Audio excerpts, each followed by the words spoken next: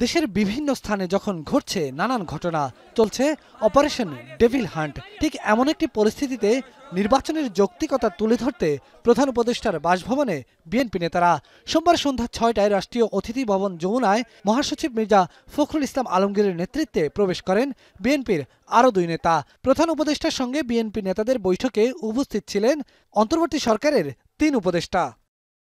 প্রায় ১.৫ ঘন্টার বৈঠক শেষে গণমাধ্যমের মুখোমুখি হন বিএনপি মহাসচিব। বলেন, চলমান ঘটনাগুলোর দায় কোনোভাবেই এড়াতে পারে না সরকার। এ সময় যত দ্রুত সম্ভব নির্বাচন আয়োজনের তাগিদের কথা জানান তিনি।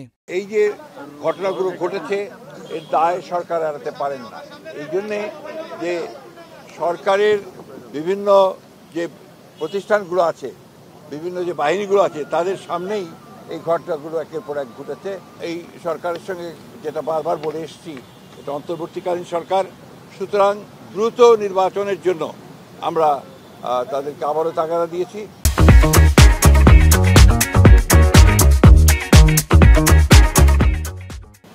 বিএনপি মহাসচিব বলেন, ডেভিল হান্ট অপারেশনের মাধ্যমে কোনো নিরাপরাধ মানুষকে যেন হয়রানি করা না হয়।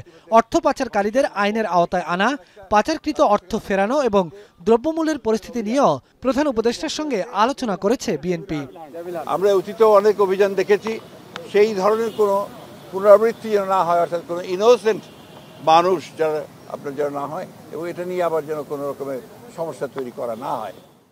মহাসচিব বলেন, প্রশাসনের অভ্যন্তরে থাকা ফ্যাসিবাদের দোসরদের অপসারণ ও বিচারের মুখোমুখি করতে হবে। নির্বাচনের রোডম্যাপের বিষয়ে ১৫ তারিখের মধ্যেই রাজনৈতিক দলগুলোকে সরকার অবহিত করবে বলেও জানান বিএনপি মহাসচিব। বলেন, জাতীয় নির্বাচনের আগে কোনো ধরনের স্থানীয় নির্বাচন করা যাবে না। আমরা স্থানীয় সরকারের ব্যাপারে কোনো মতেই একমত হব না। আমরা খুব পরিষ্কার করে আগেও বলেছি, এখনো বলছি যে জাতীয় সরকারের আগে কোনো নির্বাচন হবে না। এটা ওনারা ঠিক করবেন, তবে ওনারা সম্ভব ১৫ তারিখের মধ্যেই ওনারা কিছু একটা বলতে যাবেন। একই সময়ে বেইলি রোডের ফরেন সার্ভিস একাডেমিতে ব্রিফিং করেন প্রধান উপদেষ্টার প্রেস সচিব।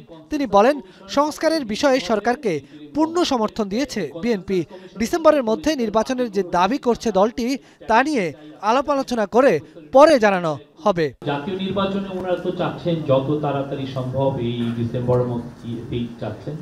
আমাদের তরফ থেকে চিন্তা ভাবনা হচ্ছে এই বিষয়ে কাউন্সিল অফ অ্যাডভাইজার আছেন, তারা দেখবেন যখন এই ধরনের কোনো ডিসিশন হয় আপনারা জানান।